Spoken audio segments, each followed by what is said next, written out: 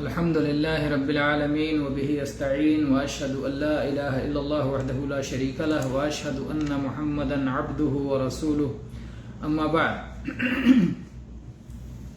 آج ہم ایک عظیم الشان حدیث آپ کے سامنے پیش کر رہے ہیں جو ذکر کی مجلسوں کی فضیلت میں آئی ہے۔ ابو ہریرہ رضی اللہ عنہ اس حدیث کے راوی ہیں اور یہ متفق علیہ حدیث ہے۔ صحیح بخاری میں 6408 نمبر پر اور صحیح مسلم میں 2689 نمبر پہ آئی ہے۔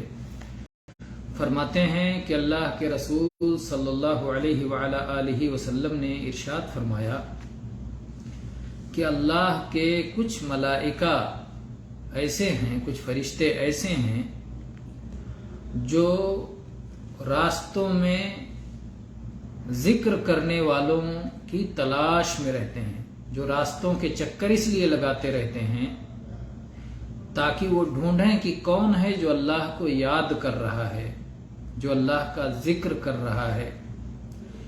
جب وہ ایسے لوگوں کو پا جاتے ہیں جو اللہ کو یاد کر رہے ہوتے ہیں تو پھر وہ اپنے ساتھیوں کو بلاتے ہیں، اپنے ساتھی ملائکہ کو آواز دیتے ہیں اور کہتے ہیں ہلموا الی حاجتکم، تم جس ضرورت کے پیش نظر نکلے ہو وہ ضرورت تو یہاں ہے، تم جن لوگوں کی تلاش میں نکلے ہو وہ لوگ تو یہاں ہیں، ذکر والے، اللہ کو یاد کرنے والے یہاں پر ہیں۔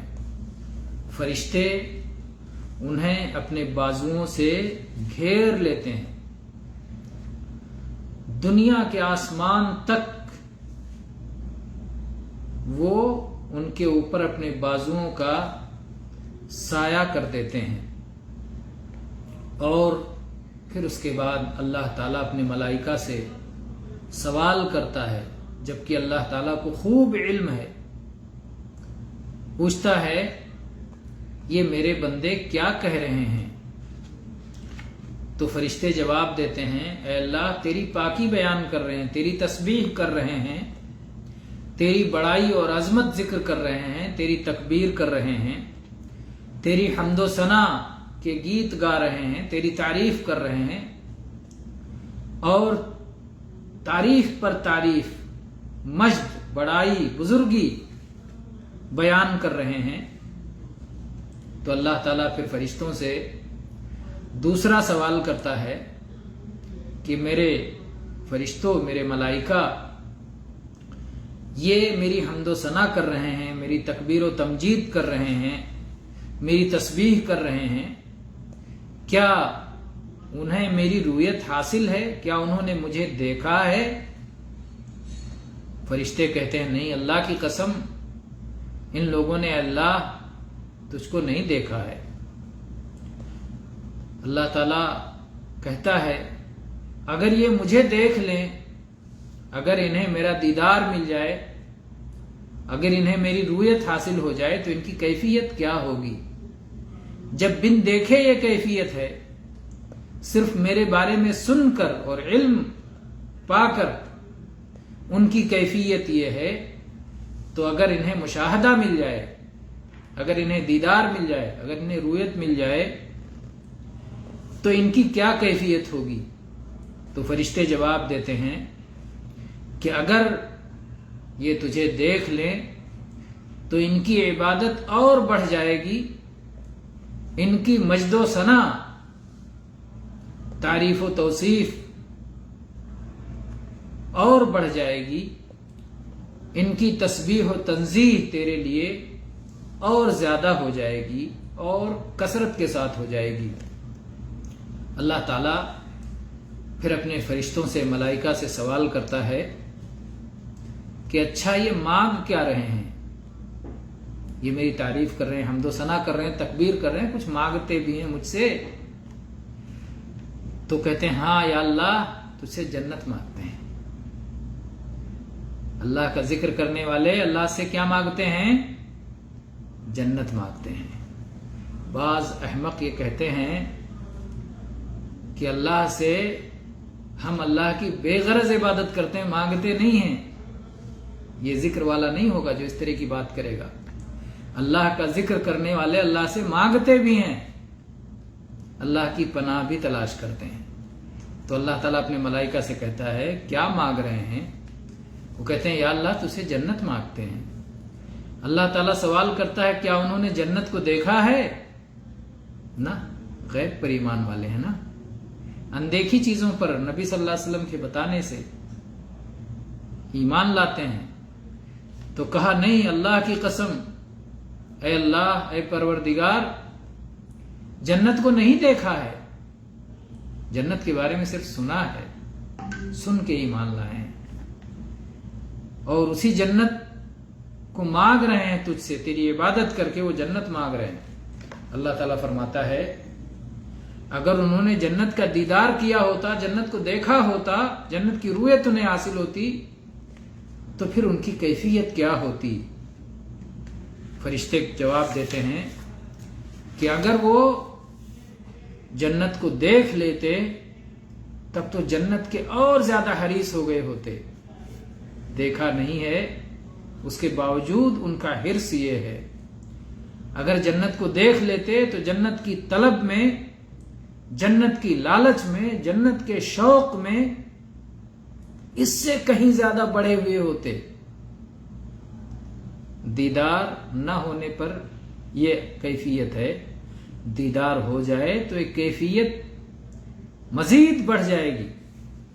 پھر اللہ تعالیٰ پوچھتا ہے کہ وہ کس چیز سے سلامتی چاہتے ہیں، کس چیز سے پناہ ڈھونڈ رہے ہیں، کس چیز سے بچنا چاہتے ہیں؟ فرشتے کہیں گے یا اللہ آگ سے بچنا چاہتے ہیں، جہنم سے بچنا چاہتے ہیں، جہنم کے عذاب سے بچنا چاہتے ہیں، اس سے پناہ مانگ رہے ہیں۔ اللہ تعالیٰ سوال کرے گا کیا ان لوگوں نے جہنم کو دیکھا ہے؟ فرشتے کہیں گے نہیں، اللہ کی قسم یا اللہ، انہوں نے جہنم کو نہیں دیکھا ہے، جہنم کے عذاب کو، جہنم کی سختی کو، جہنم کی آگ کو، اس کی سنگینی کو انہوں نے دیکھا نہیں ہے، ان کا مشاہدہ نہیں ہے۔ اللہ تعالیٰ پوچھے گا کہ اگر انہیں جہنم نظر آ جائے، اگر یہ جہنم کو دیکھ لیں تو پھر کیا کیفیت ہوگی؟